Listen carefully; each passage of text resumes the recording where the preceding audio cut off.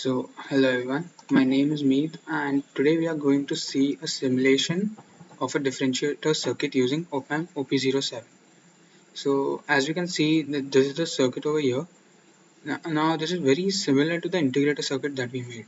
The only difference here is that there is a addition of a capacitor C1 that is in series with R1. So now for the calculation of these things, we'll take a look at this. So the C1 is 6.8 nanofarads, and we have been given the FA, which is 1 kilohertz, and FB as 10 kilohertz. So accordingly, the formula for FA is 1 upon 2 pi RF C1. So we shift RF over here and FA over here. So we get 23.4 kilo ohms for RF, and for R1 we similarly get 2.34 kilo ohms. Now we assume that R1 into C1, which is equal to RF into CF. So CF equals to R1 into C1 upon RF, which is ultimately equals to 0.68 nanofarads. And the offset minimum, that is the compensation resistance, is R1 parallel RF, which we get it as 2.12 kilo ohms. So yeah. So first we will be looking for a sinusoidal wave. So we right click on the voltage over here, we click on advanced, we click on sine over here, then the DC offset will be 0, amplitude will be 1, and frequency will be 1 kilohertz, 1k. And we can give the AC amplitude over here as 1. That's okay. Now we will edit the simulation command. So click on simulate and edit simulation command. We will select transient only, and the stop time will be 0.01 seconds. We place it over here, and then we run the circuit.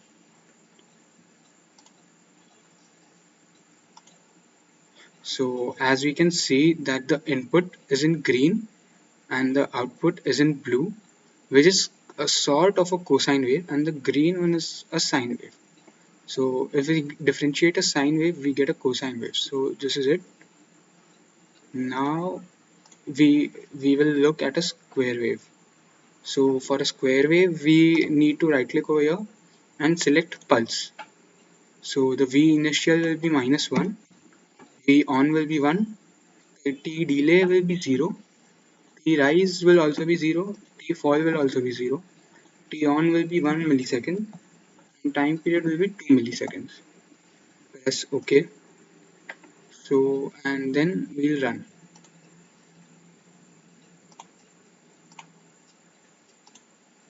So, as you can see, for a square wave, we can see that the output is sort of triangular in nature, so, or it is hitting its peak.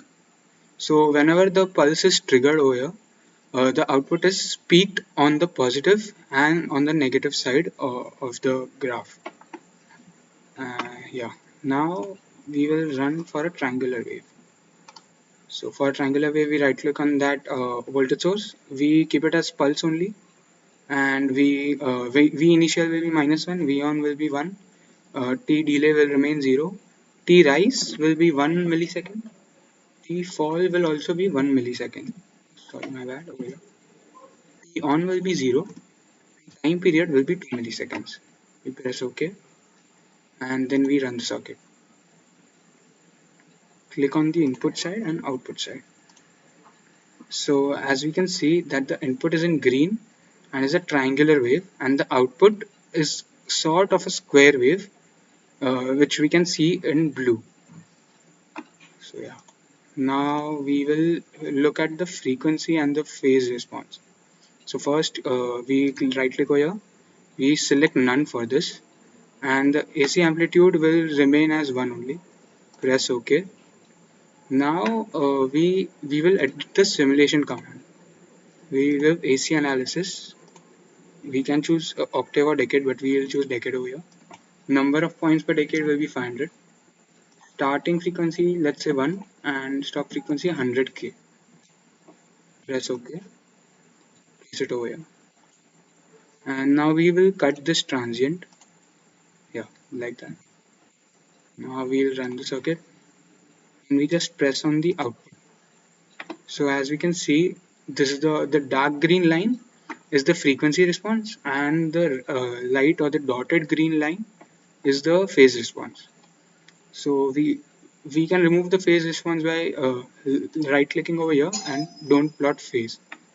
So now we can see frequency response only. So at 1 kilohertz, it is almost equal to 0 dB minus 0.189, which is very close to 0 dB. And at 10 kilohertz, it is at its peak, which is 13.9, almost equals to 14 dB. So yeah, now to look at the, now we just want the phase response. So I'll clear this. I'll run again, uh, and we have don't plot magnitude.